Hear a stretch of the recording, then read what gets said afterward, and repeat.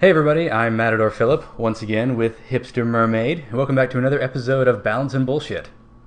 And today we're going to be talking a little bit about just workout supplements and pre-workout specifically, because I've noticed in my experience, I've seen a lot of people have been just kind of touting different supplements and talking about like, this is what I use, this is what people should use, and it's kind of dangerous because there are just as many people out there who are saying that, or pointing out, that the supplement market in general is a very unregulated place, which Well, let's start off by first saying what workout supplements are. yeah, like that can mean a lot of different things. Like there is obviously that could mean anything like whey protein, just anything that you consume before or after your workout to boost your performance or boost recovery, help you build muscle. It could be a pill, Vitamins. It could be lots of different things. Vitamins and supplements are included in that. Herbal supplements, all kinds of stuff.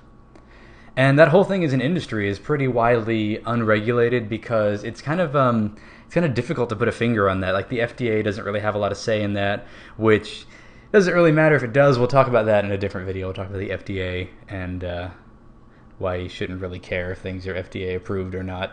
Well, you should. You should. But you should understand what it means. You should take it with a massive grain of salt. Basically, the FDA doesn't cover supplements, workout, fitness supplements, those kinds of things, because what?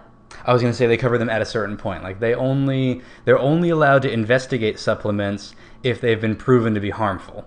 That's at the point that they're allowed to step in. Yeah, but I mean, even then, the FDA doesn't even like put their finger into supplements and stuff like that in general, unless it claims to be a cure for a disease. Mm-hmm. That's the point in which they step in, which most supplements are very careful not to market themselves that way, so the FDA never really gets in their business. Because once they're supposed to cure or treat something, then they're technically a drug. Mm-hmm. Like right now, most supplements are neither food nor drug, so FDA doesn't really have any jurisdiction there. They exist in a gray area. So that's a whole industry that kind of polices itself, and there are a lot of people that we really enjoy following, a lot of businesses that we enjoy supporting, who are making great strides in trying to make their products very organic and very wholesome and very good for you. But still, there's a lot of misinformation out there about, especially pre-workouts, because like I've been hearing a lot of this recently, how there's really no way to know for sure what exactly is in there, and even when you know what's in there,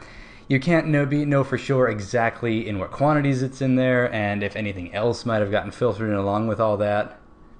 It's very difficult to monitor, even for the producer. No matter how ethical the producer is of that supplement, it's very difficult, nearly impossible, to ensure that nothing bad for you got into the product along with the things that are supposedly good for you. In addition to that, there's no concrete scientific evidence for most of the things that are saying are good for you in a workout supplement. Yep. Then there have been a lot of studies that have come out on different products, like a lot of the more major ones, because obviously the bigger the brand, the bigger the company, the harder a time they're going to have making sure that their products are of the utmost quality, because that gets really expensive. And if a product is really, really huge, like I'm just going to go ahead and call them out here, like a lot of the brands that are sold at stores like GNC, they're huge brands and they're massive companies and they're sold all over the world. But as such, it's very difficult for them to make sure that every single thing that they put out is of the most pure and utmost quality. So there's a lot of things coming out about how, I saw an article, I don't know how true this is, so take this with a grain of salt, but there was an article even claiming that some supplements sold in major vitamin stores had been found to contain methamphetamines, or not methamphetamines, amphetamines, which is, that's some shaky ground there. It's dangerous, to say the least. And like, as far as pre-workouts is concerned, because like that's kind of specifically what I'm talking about right now. That's the one type of workout supplement that I actually have experience with, except for whey protein, which it's a different topic. That's a different thing. That's a different thing altogether.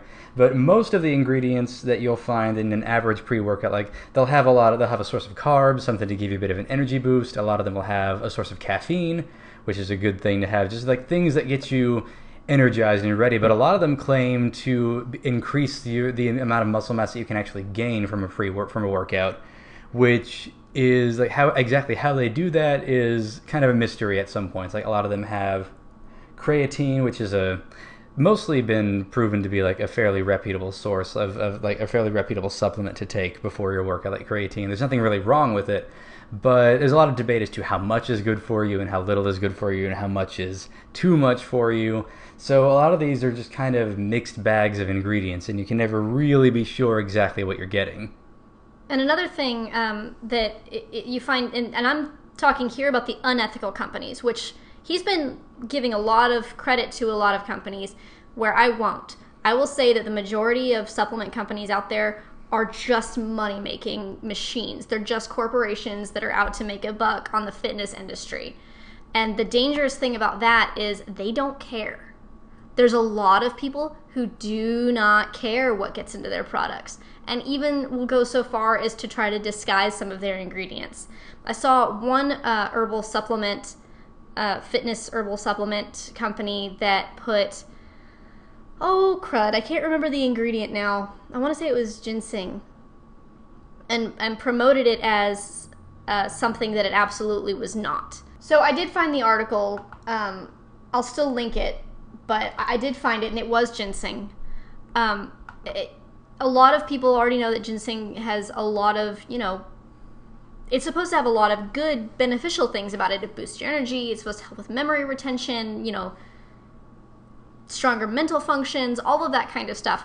However, ginseng is also dangerous potentially in the sense that it can react very, very badly with not over the counter, but prescription drugs, particularly antidepressants and heavy painkillers.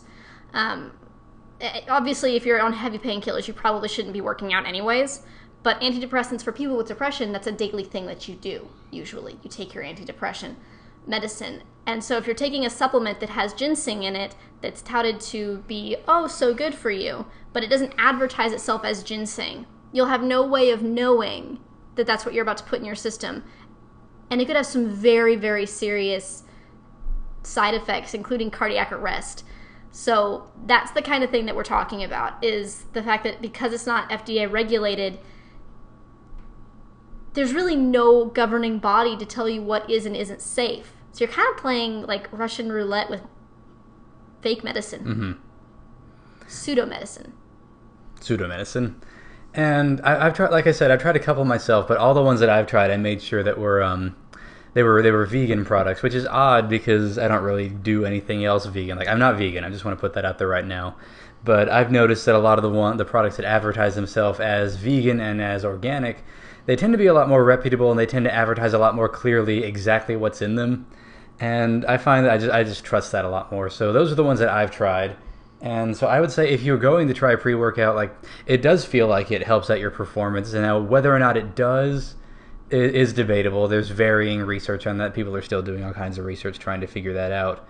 But it felt like it certainly helped. I felt better, and I felt a little bit more productive. But again, that's because of like a little bit of a carb rush and a caffeine rush. But if you do want to try one, make sure that you look for something that's as holistic as possible, and preferably certified vegan or certified organic, something that you can actually clearly tell what is in this product, and where you can tell the company that made it is actively interested in the product doing what they say that it does, as opposed to just selling supplements to make money.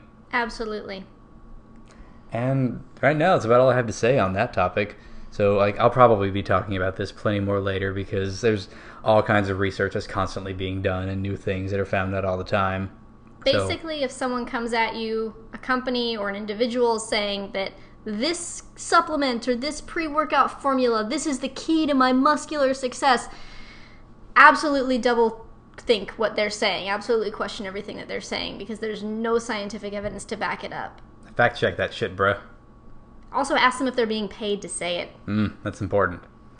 So we hope you have gotten something out of this. Hopefully this was informative, and as always, we welcome healthy discussion in the comments. Don't just type in all caps how we're so wrong about something. Like, if you think we're wrong, let us know, but also let us know by what source you think we're wrong. Back it up with your sources, man. Because I love reading contradicting information to what I think. Constantly prove yourself wrong. Yep. Is a good way to learn. So that's all we have to say for this one, and we will see you next time. Bye! See ya.